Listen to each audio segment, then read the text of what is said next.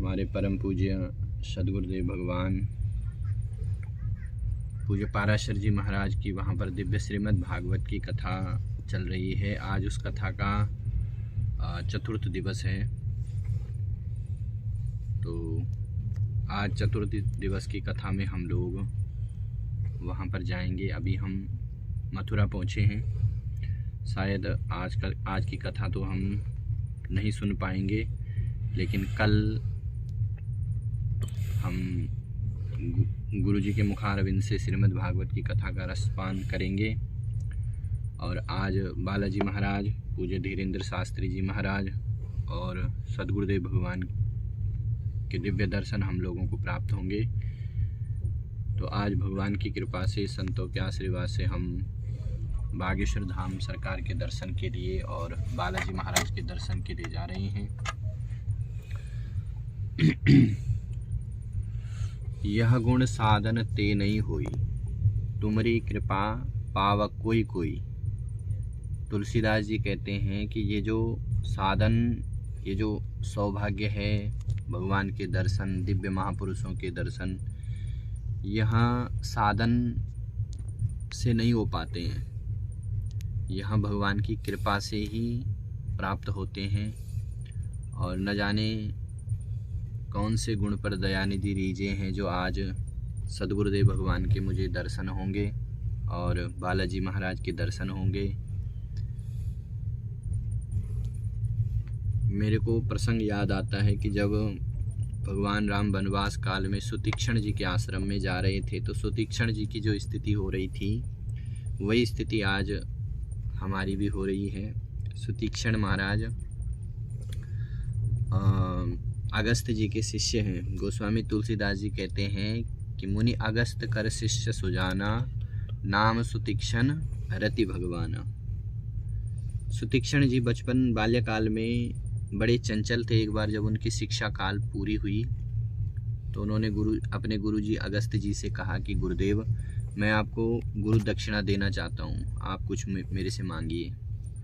तो अगस्त जी ने कहा कि पुत्र, ऐसा है कि तेरी जो विद्या है, तेरा जो भजन है, यही मेरी गुरु दीक्षा है और इसी को तो आगे बढ़ाना, यही मेरी दक्षिणा हो गई। तो अगस्त जी ने कहा कि नहीं नहीं गुरुजी, मैं तो आपको गुरु दक्षिणा दूंगा। तो जब सुतीक्षण जी महाराज बार बार कह रहे हैं कि आप कुछ लो, तो अगस्त जी को क्रोध आ गया, क्योंकि अगस्त जी बड़े क्रोधी हैं। तो अगस्त जी ने कहा कि ज़्यादा ही तू अपने को विद्वान मानता है, देने की बात करता, तो जा करके मेरे को भगवान ही ला करके दे। तो सुतीक्षण जी ने अपने गुरु जी से पहले ही एक आश्रम बनाया। सुतीक्षण जी जानते थे कि जब भी राम जी आएंगे तो मेरे गुरु जी से अवश्य मिलेंगे, क्योंकि राम जी ने अगस्त ऋषि से मंत्र पूछा था।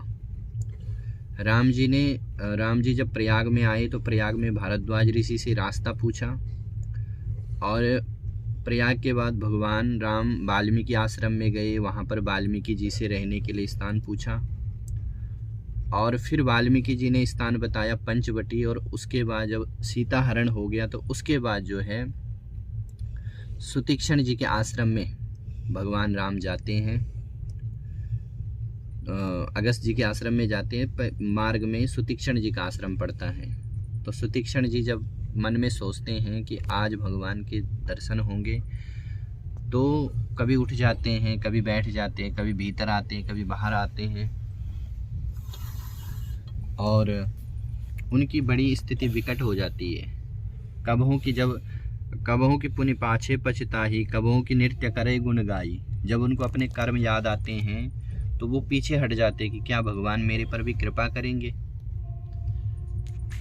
मैंने तो ऐसा कोई सुकृत कर्म भी नहीं किया कि भगवान मेरे को दर्शन देंगे। इन नयनों को, आज जो नयनों को सफल करने वाले दर्शन है, वो मुझे आज प्राप्त होंगे।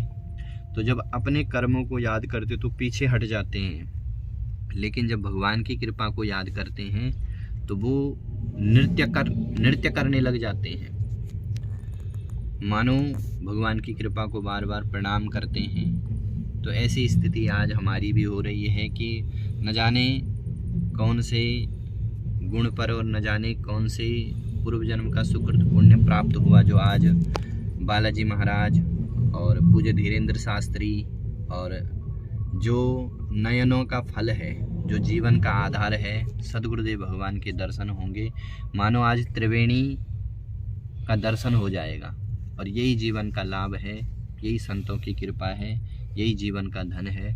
बाकी तो ये संसार आया है सो जाएगा, राजा रंक फकीर।